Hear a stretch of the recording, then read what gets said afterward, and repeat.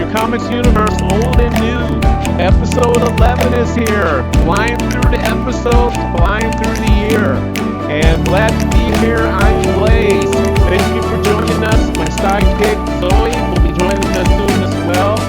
She is a delight, and can't wait to get to chat with her as well about our previous episode, and then also diving into this one today, as we do have a really big story to cover today. But before we get into today's story, let's close the loop on episode 10. We ask you, knowing what we know about how Stanley and Jack Kirby actually worked together on a story like the Coming of Galactus, should Jack Kirby have gotten equal co-writing credit instead of just being billed as an artist?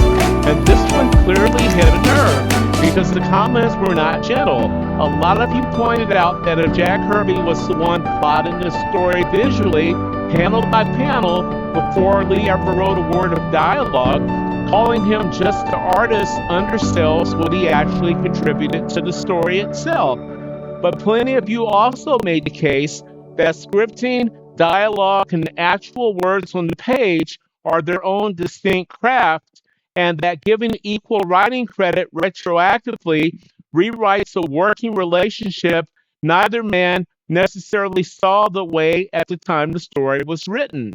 So we're going to keep that one going in the comments, because there's clearly no consensus here. Now, today's story, this was a big swing for us, because it's not really a Batman, Joker, one hero, one villain kind of story. This is a full Avengers epic story, one of the biggest ensemble casts we've ever covered, spanning nearly a full year of comic book stories involving time travel, a genuine god-tier villain, and an ending that still gets debated in Avengers fan circles as one of the most emotionally strange conclusions Marvel Comics ever published. This is the Korvac Saga. Now, I know you've been looking forward to this one mostly because it gives you an excuse to talk about the Guardians of the Galaxy, Zoey, before those movies ever existed. So I'm going to give the reins to you for a moment to actually, say hello and kind of give your quick update from last week, how you felt about that story, and then what we're in store for today.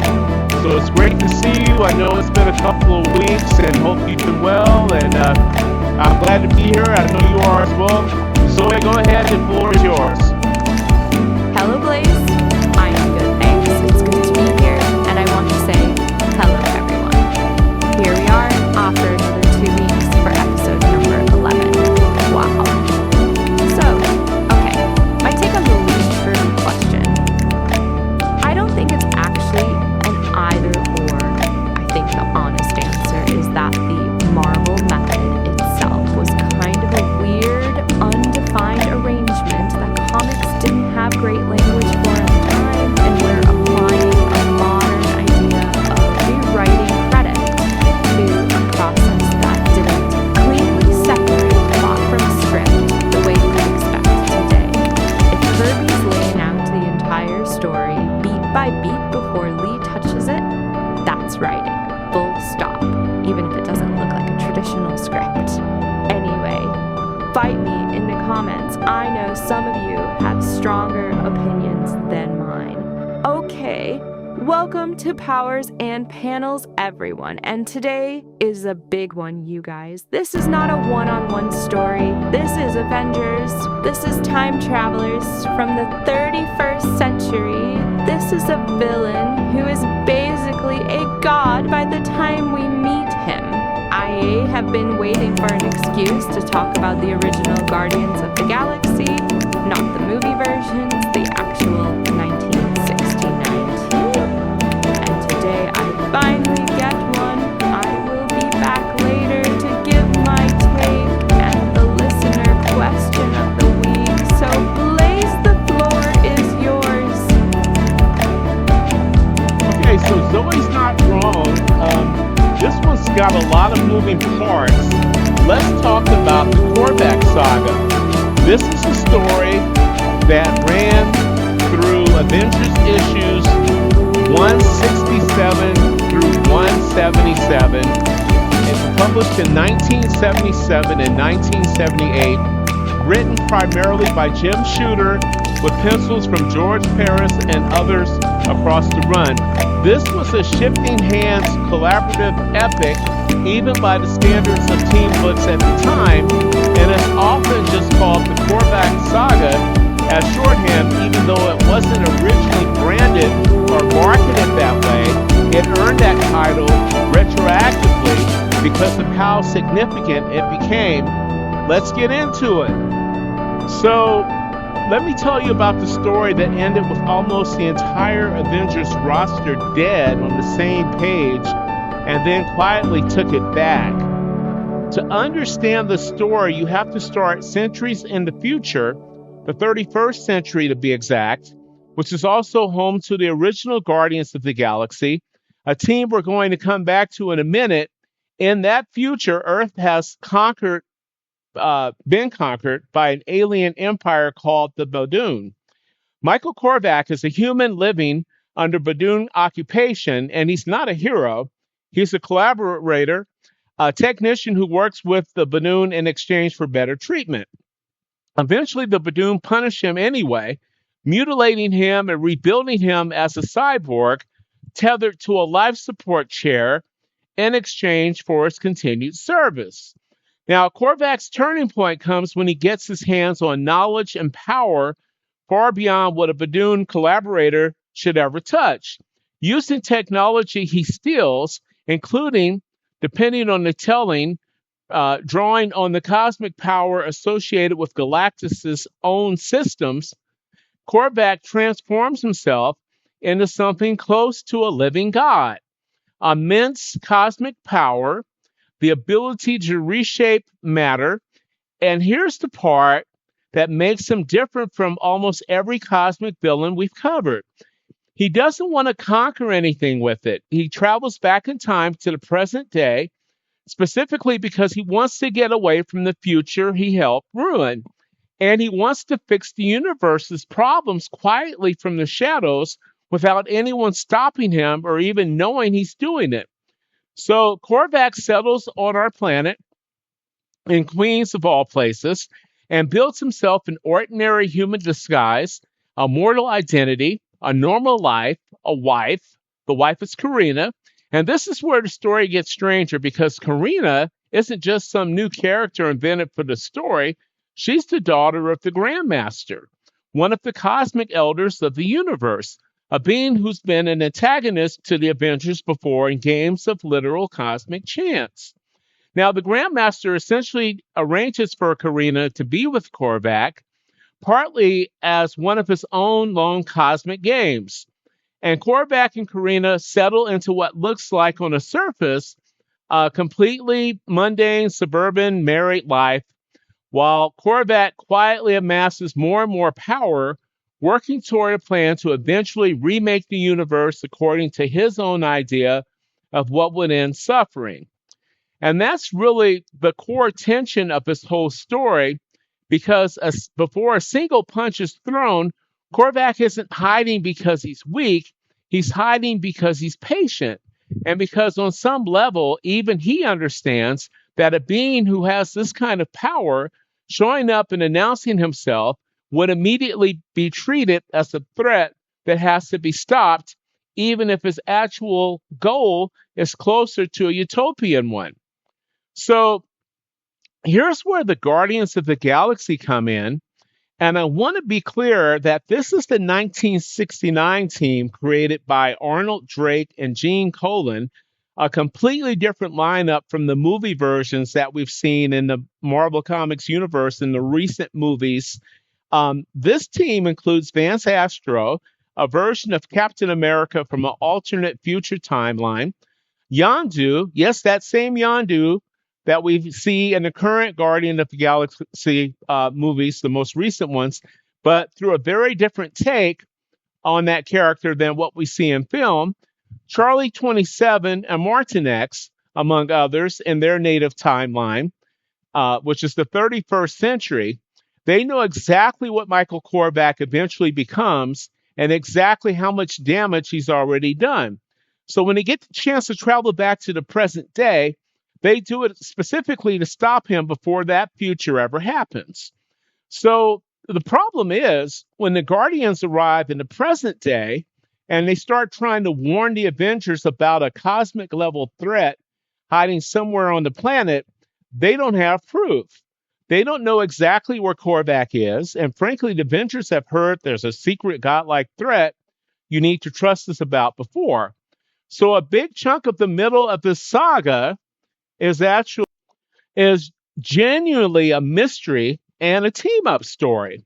The Guardians trying to convince the skeptical Avengers roster that this threat is real, while Korvac, watching all of this unfold from his quiet suburban life, has to decide how long he can stay hidden before he's forced to reveal himself.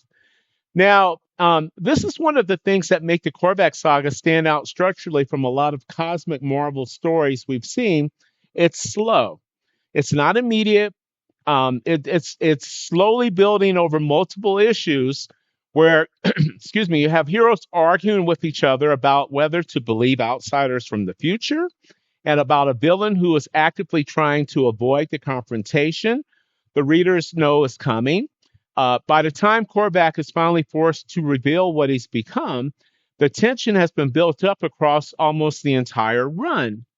So eventually the truth does come out, and the roster assembled to confront Korvac is enormous. This isn't just the core Avengers lineup we're used to seeing. Depending on the exact issue, you've got the Avengers, you've got the Guardians of the Galaxy, and additional heroes pulled in because word spreads that something on the scale of a planetary threat is happening in New York. So it becomes one of the largest hero team-ups Marvel Comics had published up to that point. So when the fight finally does happen, it does not go the way you expect from a normal superhero comic. And before I get into how this fight goes, I want to actually give you the roster that's standing against Korvac, because this is not a story where a small strike team takes on a villain. This is close to every hero the Avengers has ever assembled by that point in the comic book's history. We're talking Captain America, Iron Man, Thor, Hercules, The Vision, Scarlet Witch, Wonder Man, Yellow Jacket, The Wasp, Hawkeye, Quicksilver, Black Panther, Black Widow, Miss Marvel, Moondragon, and Jocasta, standing alongside Captain Marvel and the Guardians of the Galaxy.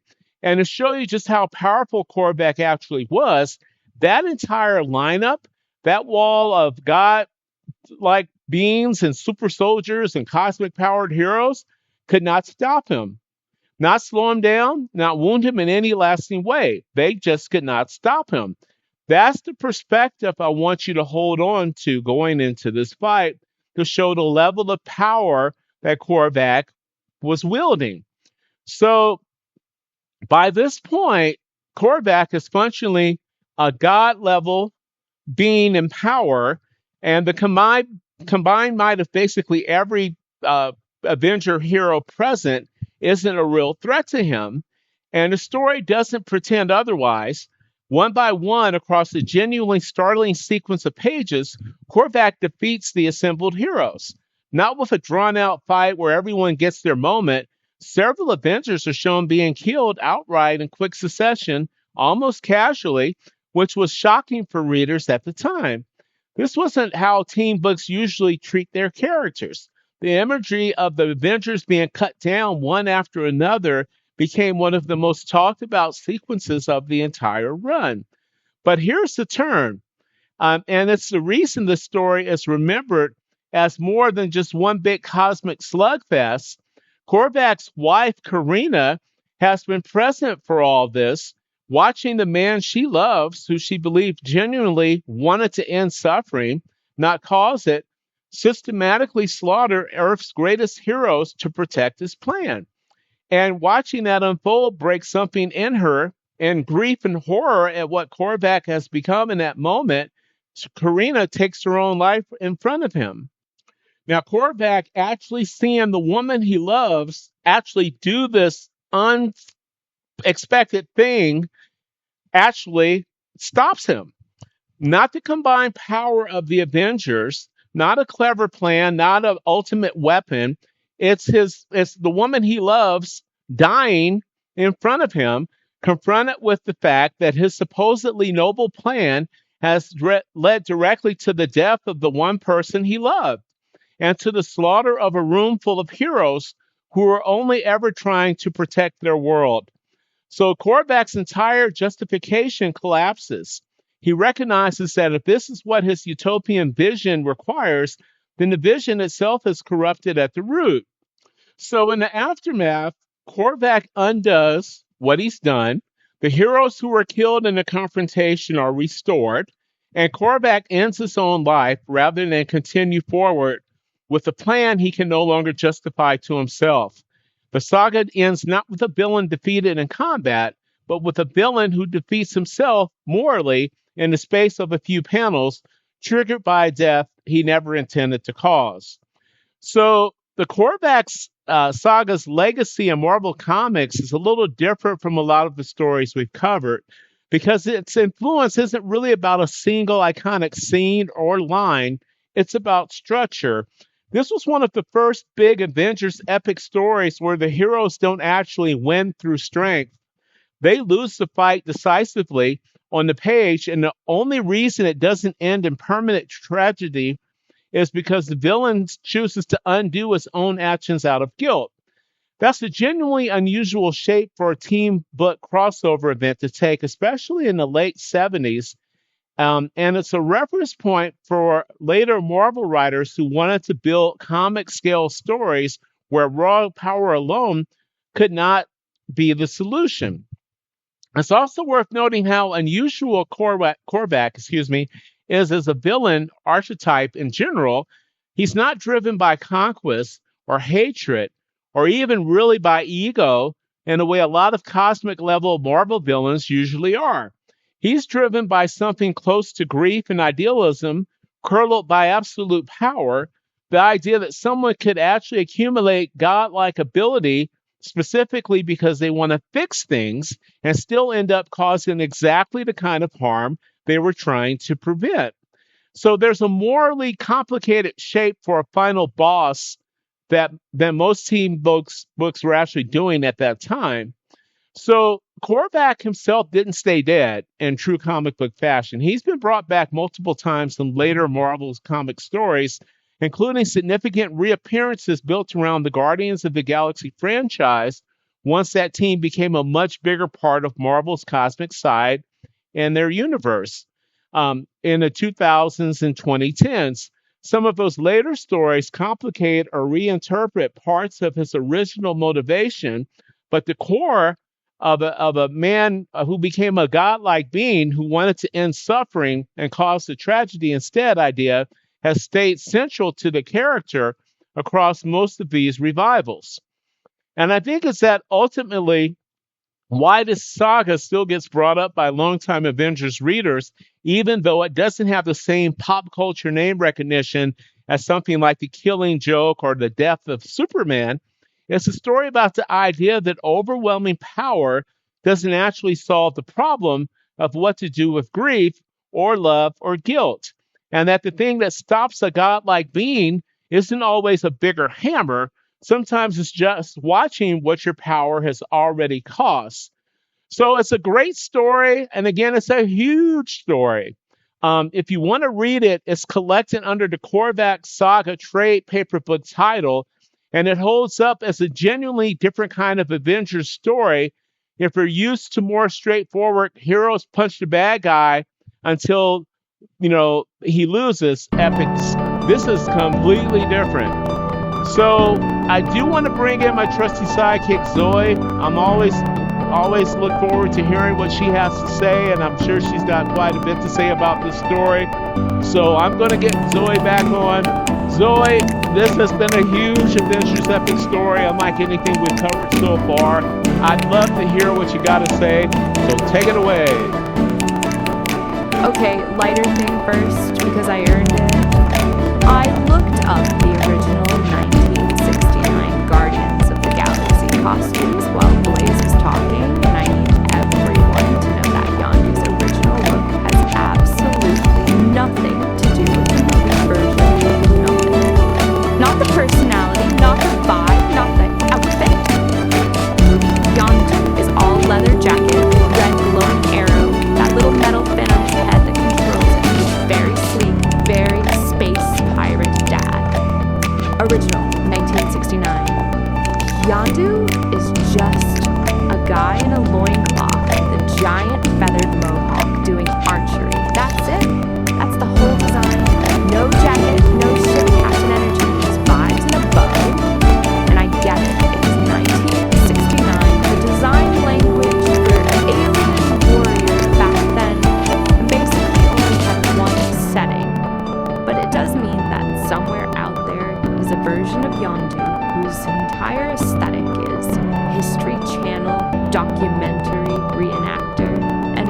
just quietly never brought that costume back for a reason.